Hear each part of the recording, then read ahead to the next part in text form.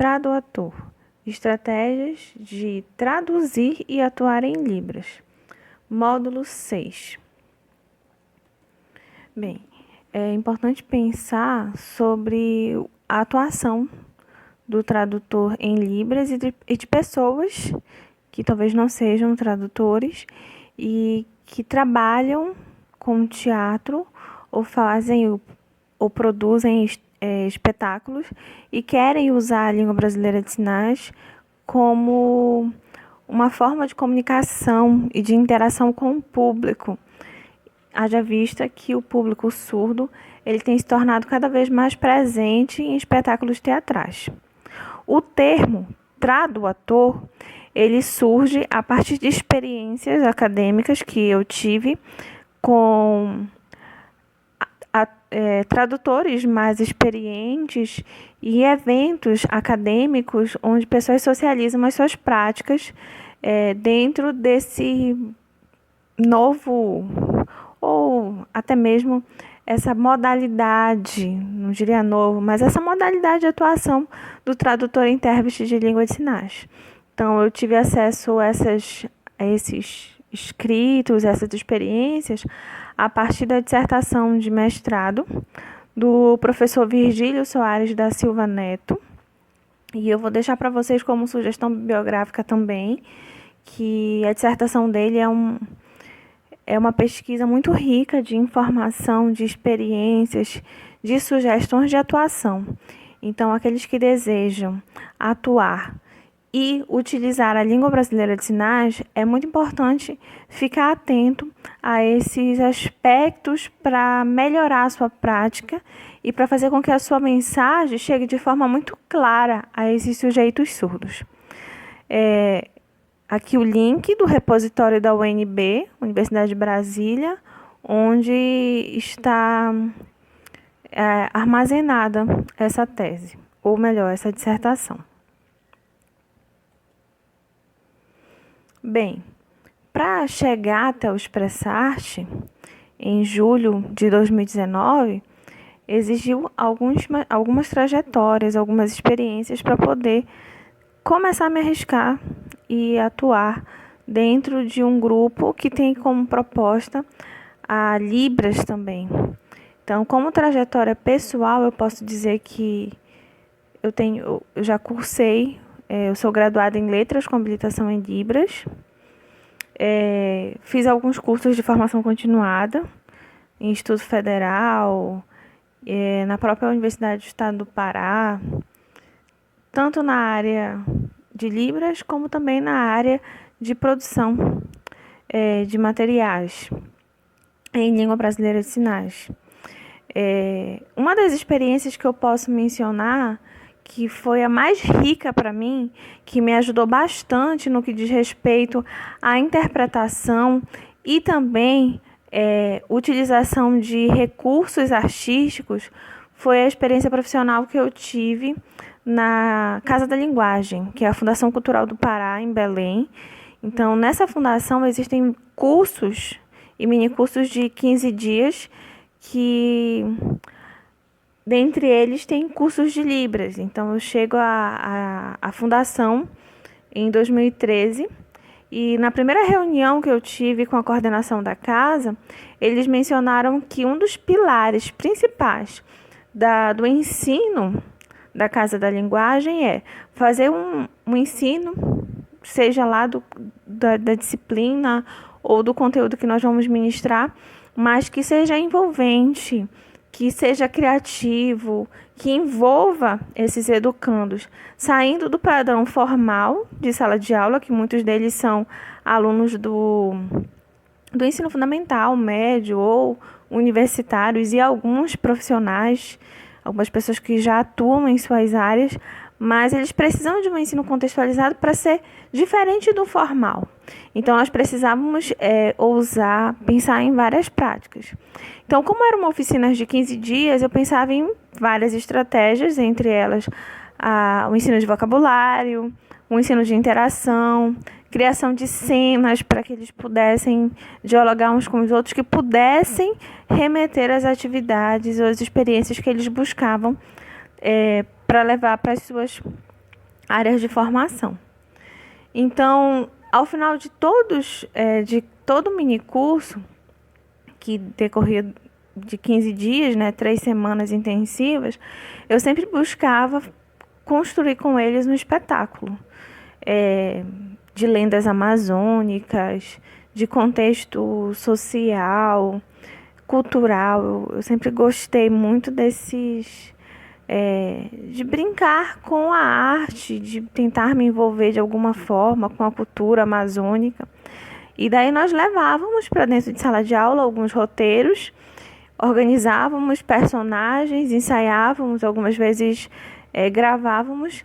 E com certeza essa foi a experiência, assim, que até hoje, para chegar no Expressarte, foi a experiência da Fundação Cultural do Pará, por conta de necessitar de arte, necessitar de brilho no olhar, necessitar de algo diferenciado para o ensino da língua de sinais. Então, nós fizemos apresentações do Boto, apresentações da lenda do Tambatajá e várias outras apresentações que remetiam a aspectos culturais. E, com certeza, essa experiência me auxiliou a pensar na Libras de uma maneira muito mais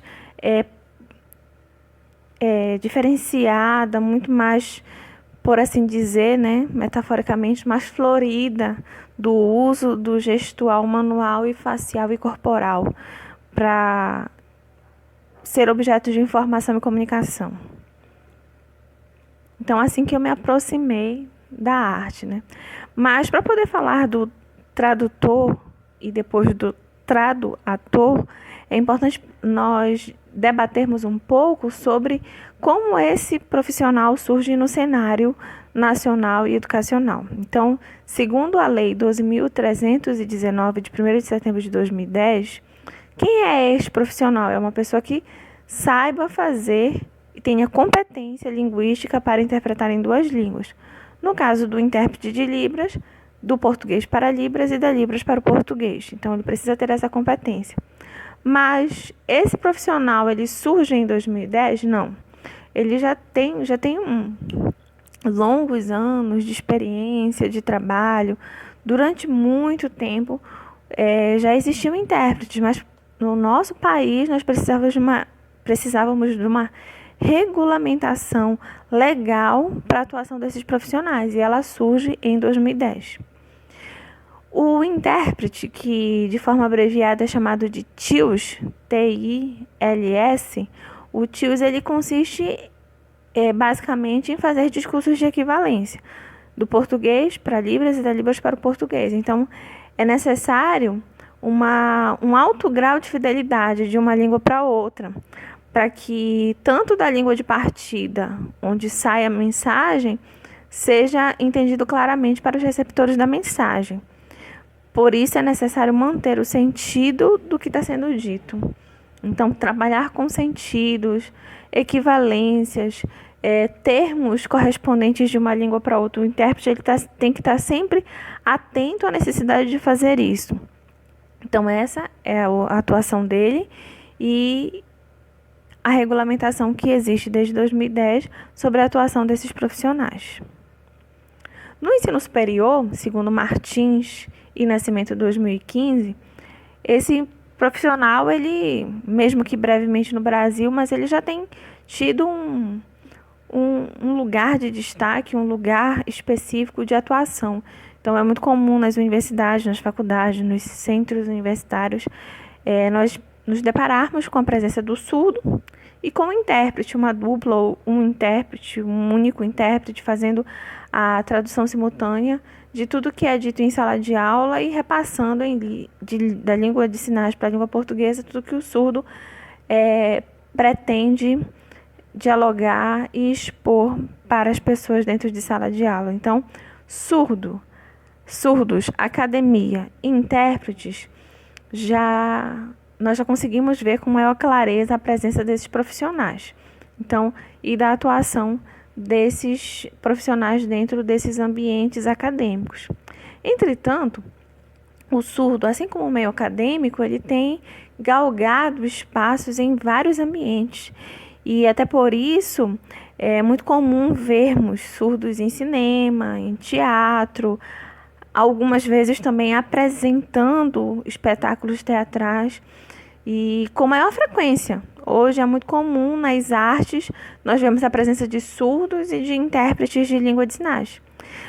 E por conta disso, é importante pensar de que maneira, quando eu falo de competências tradutórias, de que eu preciso fazer discursos de equivalência de forma clara e objetiva para a compreensão desses sujeitos, eu preciso pensar nessa responsabilidade linguística que o intérprete tem em movimentos artísticos. Segundo o Napier, 2006, por conta dessa necessidade linguística, é necessário que o intérprete ele pense como ele vai projetar o seu corpo e o movimento de suas mãos e rosto de forma que a sua sinalização seja clara para os surdos.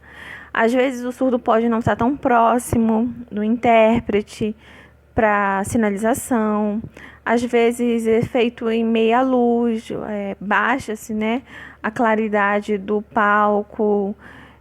Muitas das vezes o público de surdos é muito grande, então você vai ter surdo que vai estar te vendo bem de perto, mas você vai ter surdos que vão te ver de muito longe.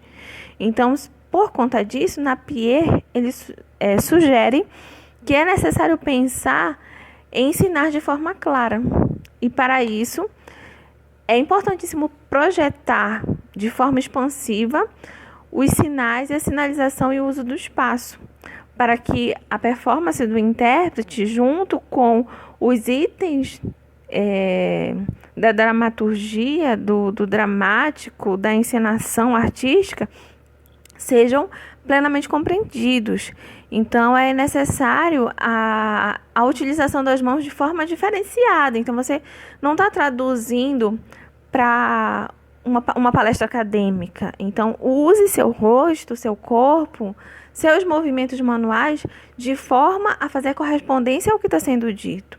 Por isso, requer do intérprete troca de papéis, algumas vezes caracterização. Em outros momentos, você vai ter que fazer de forma muito expansiva a representação das emoções dos personagens. Quando ele chora, quando ele ri, quando ele aparenta estar profundamente apaixonado, quando ele sorri, quando ele gargalha zombando de uma pessoa. Então, tudo isso tem que ser muito bem expresso pelo intérprete para dar total compreensão ao que o surdo ele está recebendo de mensagem daquela expressão artística.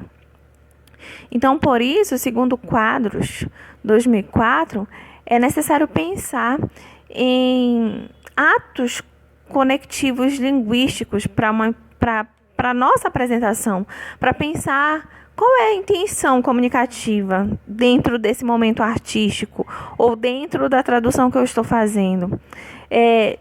Levando em consideração que são duas línguas diferentes, que artefatos ou que artifícios eu preciso utilizar para que isso demonstre que são línguas diferentes e para demonstrar também sujeitos diferentes numa mesma cena, ou sentimentos musicais expressos de uma forma diferente, um ritmo mais agitado, um ritmo mais lento, romântico, um ritmo frenético. Tudo isso precisa ser pensado para dar maior clareza ao que nós estamos representando através do nosso corpo inteiro. E assim surge o termo que eu mencionei no início, segundo o Silva Neto 2007, o tradutor. Então, quem é esse profissional? Quem é que Silva Neto ele caracteriza como esse profissional?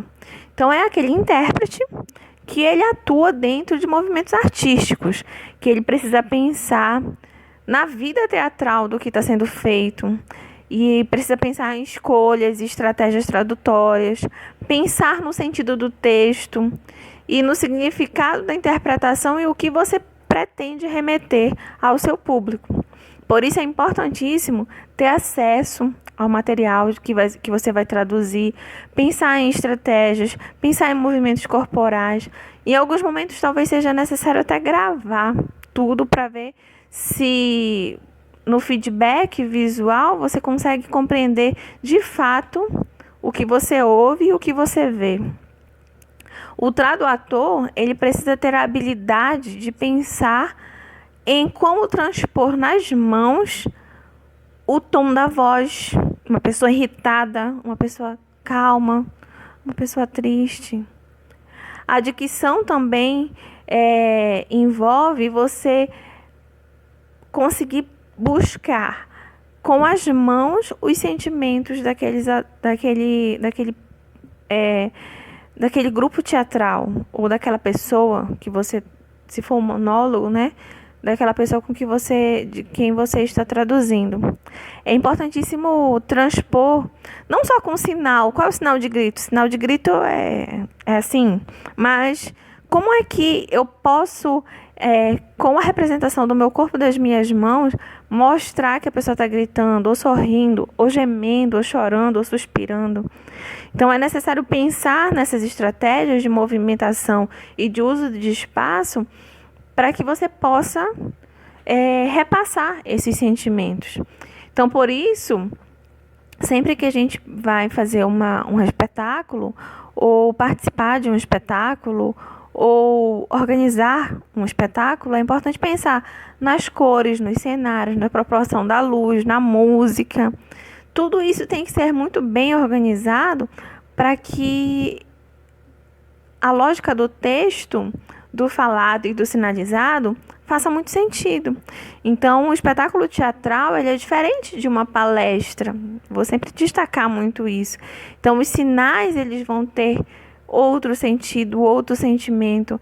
É importante pensar no público, pensar na organização das ideias, para que isso seja muito claro e muito definido. Segundo Sobral e Nascimento, o TIOS, o intérprete, ele precisa ter uma organização a nível semiótico ideológico, para você pensar nos enunciados da língua de partida, para poder realocá-los à língua de chegada. Então, você tem que entender o que está acontecendo, por que a pessoa grita, por que ela mencionou aquele texto, que sentido aquele texto tem, como ele pode ser repassado em língua de sinais. E aí vai precisar, talvez, em alguns momentos de estudo para entender o significado do que está sendo mencionado, para poder chegar de forma muito clara ao que você está querendo dizer. É muito comum, dentro do próprio movimento teatral, trabalhar-se muito com metáforas. Então, se no texto ele está cheio de metáforas ou tem algumas metáforas, você tem que tentar entender o significado daquela metáfora na língua de partida para você poder transpor ela na língua de chegada, levando em consideração a poesia que está transposta dentro daquele sentido, dentro daquilo que é dito, né? É muito comum algumas músicas remeterem ou metaforicamente chamarem em Santarém de Pérola do Tapajós. Então, qual é o sentido dessa metáfora? O que ele quer dizer? Se era uma música Pérola do Tapajós, qual o sentido que eu vou utilizar no movimento das mãos, na tradução, para dar o sentido de Pérola do Tapajós dentro do sentido poético que ela quer transpor? Então, isso tem que ser pensado desde a língua de partida até a língua de chegada. Então, todos esses aspectos que precisam ser muito bem organizados para a gente poder repassar o sentido correto, com a emoção correta, com a poesia correta do que você está querendo fazer em língua de sinais.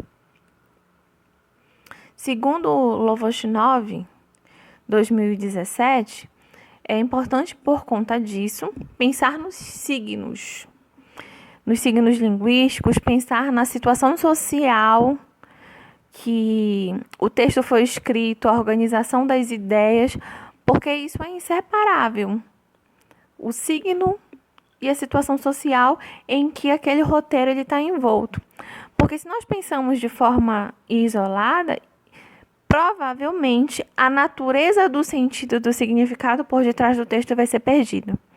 Então, por isso que a tradução ela envolve vários momentos de pensar, elaborar, organizar, reorganizar e sempre pensar na poesia, no sentido, na expressividade que o teatro e que a arte te pede para repassar dentro dessa esfera artística.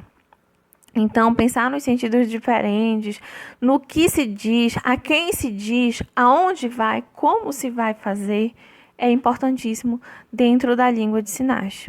Então, nós sempre dizemos, nós já tivemos algumas divergências e alguns momentos de reflexão dentro do Expressarte relacionado a esse sentido, ao que se diz, como se diz, né? Porque é comum, dentro das... Não comum, mas é muito fácil nós vermos apresentações musicais onde as pessoas estão enfileiradas uma do lado da outra, todo mundo fazendo sinalzinhos igual para o mesmo lado, e aí todo mundo combina, né? É tudo pro lado direito, é tudo pro lado esquerdo. E aquele padrão, aquela elaboração de padrão. E na arte, nem sempre esse padrãozinho, ou padrão, né, bem organizado, vai poder ser levado em consideração, em função de ser arte. E que cada pessoa, talvez dentro de uma música, queira passar um sentimento diferente, né? Por exemplo, talvez as pessoas estejam falando ou recitando parte de uma música uns para os outros e se for um casal, pode ser que o casal esteja repassando um sentido com mais amor apaixonado, né? Então ele vai ter que remeter esse sentimento. Se for uma dupla ou se for duas outras pessoas que são amigos, o sentimento vai ser diferente. Então é necessário pensar nesses aspectos para poder organizar o que vai ser dito e como vai ser dito. E como considerações iniciais do nosso módulo, é importante nós pensarmos sempre no gênero, nos elementos completos e complexos de uma narrativa, pensar também nos desafios e desdobramentos que nós vamos precisar organizar para passarmos a totalidade do enunciado que está sendo proferido de uma língua de partida, no português, para a língua de sinais, e pensar no ato interpretativo, levando em consideração os receptores desse discurso, e levando em consideração que é um discurso diferenciado, que é um discurso que busca a arte, o sentido do que está sendo dito. Então, é fundamental pensar e fazer disso uma tarefa diária. Não, traduzir o texto, mas agora eu tenho que pensar que isso aqui é uma apresentação artística e que eu não vou poder usar os sinais de determinadas formas. Geralmente, uma música, ela canta uma história. Então, como é que eu posso remeter essa história, esses sentimentos, esses personagens indo e vindo, utilizando eu ou duas pessoas dentro de um cenário, dentro da composição de um cenário, que pode ser um cenário invisível e que eu vou construindo esse cenário junto com a pessoa que faz o dueto comigo ou sozinho mesmo. Como é que eu posso fazer isso? Então, pensar nessas mobilizações, nesses discursos, nesse gênero muito específico, para organizar o trabalho que vai ser realizado da apresentação artística. Essas aqui são as referências.